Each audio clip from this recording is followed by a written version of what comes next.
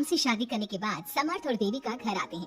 घर पर सब उनका स्वागत करते हैं और सौम्या उनकी सुहाग रात का इंतजाम करती है। समर्थ और देविका दोनों अपने रूम में बैठे बातें कर रहे होते हैं। तब देविका कहती है, सुनिए, आप इतना दूर क्यों बैठे हैं? नहीं, कुछ नहीं, बस थोड़ा सा थक गया हूँ। अगर आप कहें तो मैं आपका सर दबा दूं? अब नहीं, रहने दो, आप ही तो थक गई होंगी। देविका आगे बढ़ते हुए कहती है, थक तो गई हूँ पर आपकी सेवा करना पहला धर्म है मेरा। देविका झट से समर्थ के पैर पकड़कर दबाने लगती है। ऐसे ही कुछ देर निकल जाती है और समर्थ कहता है, अब रहने दो देविका, तुम भी आराम कर लो, तुम भी थके थके लग रही हो। देविका मना करते हुए उठ जाती है और अपने बालों को खोलकर समर्थ का सर दबाने लगती है और कहती है, मेरी थकावट तो आप ही दूर कर दोगे ना? इतना कहकर देविका अपने खुले बालों को समर्थ के ऊपर डालती है। समर्थ देविका के जाल में सम्मोहित होने ही वाला होता है कि अचानक से दरवाजे पर किसी की दस्तक होती है। समर्थ आवाज लगाते हुए कहता है, कौन? भाई मैं हूँ सौम्या। क्या है सौम्या? क्या बात है देविका, कैसा लग रहा है मेरी भाभी बनकर? कुछ बात आगे बढ़ी या नहीं? बात आगे बढ़ती कैसे? तू जो आ गई कबाब में हड्डी। अच्छा जल्दी बता, किस लिए आई थी? सौम्या ठिठोली करते हुए कहती है, क्या बात है देविका, बहुत जल्दी हो रही है। वैसे मैं तो दूध का गिलास देने आई थी।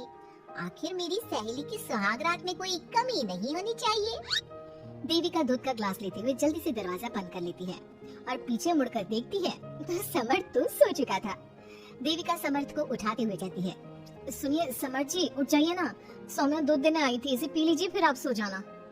समर्थ नींद में उठता है और दूध पीकर फिर से सो जाता है।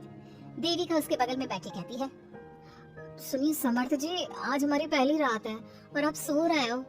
समर्थ नींद में ही कहता है, देविका मैं बहुत थक गया हूँ, मुझे बहुत तेज नींद आ रही है, तुम भी सो जाओ। सोने के लिए तो पूरी रात पड़ी है, आप उठिए ना और कुछ देर मुझसे बात तो करिए। देविका जिद करते हुए समर्थ को आधी नींद से उठा देती है। समर्थ उठकर बैठ जाता है और कहता है, बोलिए देविका जी, आपका हुक्म सर आंखों पर। सुनिए, मैंने सुना है कि पति अपनी पत्नी को पहली रात को तोहफा देता है, आप मेरे लिए कुछ नहीं लाए क्या? वो मैं कैसे भूल सकता हूँ, लाया हूँ पर वो दूसरे रूम में रखा है। तो दिखाइए ना क्या लाए हैं। अरे अभी तो कहा कि तुम्हारा गिफ्ट दूसरे रूम में है, तो जाकर लेकर आइए ना। अगर अभी गया तो घर के सब लोग जाग जाएंगे और 10 तरह के सवाल जवाब करेंगे। मैं सुबह दिखाता हूँ ना। समर्थ इतना कहकर लेट जाता है और लेटे लेटे देविका से कहता है, अच्छा सुनो देविका, मुझे बहुत नींद आ रही है, मैं सो रहा हूँ, तुम भी सो जाओ। देविका समर्थ की बात सुनकर कहती है, आपको तो हमारी पहली रात की कुछ पड़ी ही नहीं है। इतना कहकर देविका भी उसके करीब आकर लेट जाती है और सो जाती है। अगली सुबह अधीरा समर्थ के रूम में सफाई करने आती है और देविका को उसके करीब लेटा देख रोने लगती है। रोने की सिसकी सुनकर समर्थ की आंख खुल जाती है।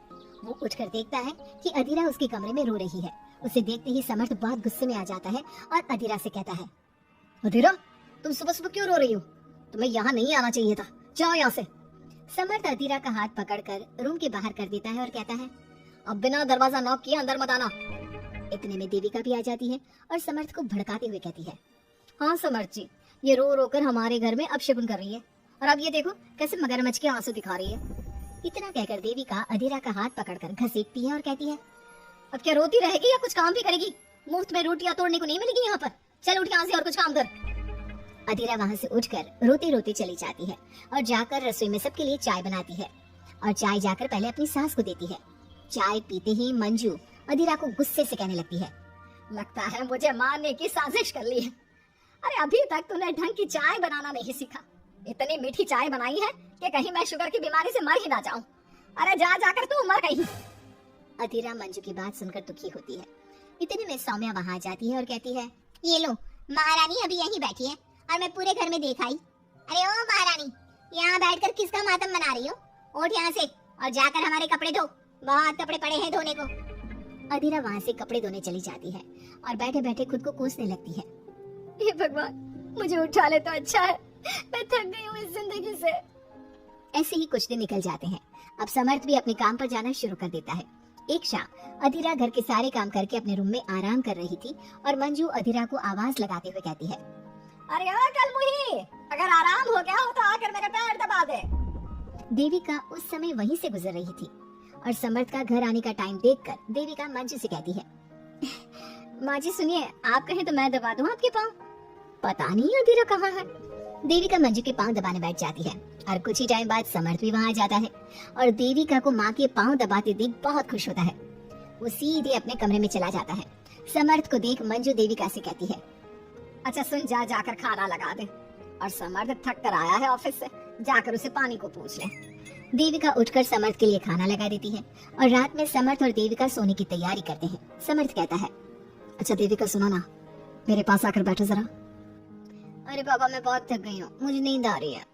अरे आओ तो सही, आज तो मैं माँ के पाँव दबाते देखकर बहुत अच्छा लगा। अच्छा क्यों नहीं लगेगा भला, पूरा दिन घर के काम किए हैं और शाम को माँ की सेवा, पर मेरा तो कोई हाथ बांटने वाला भी नहीं है घर में। क्यों, अधीरा और घर के बाकी लोग कहाँ जाते हैं? अधीरा की तो बात ही मत करो, वो महारानी तो बस मटर गश्ती करती रहती है और घर का सारा काम ना मुझे ही करना पड़ता है। मेरी तो किसी को पड़ी ही नहीं है, मैं तो सिर्फ एक नौकरानी हूँ इस घर में। अरे नहीं ऐसा मत बोलो। क्यों ना बोलूं, आपने मुझे वादा किया था ना कि आप मुझे रविवार को फिल्म दिखाने ले जाओगे और कपड़े भी दिलवाओगे, पर आपने तो एक भी वादा पूरा नहीं किया। अच्छा बाबा, कल रविवार है, कल ही चलते हैं और तुम्हारी सारी शिकायत दूर कर देते हैं। खुश।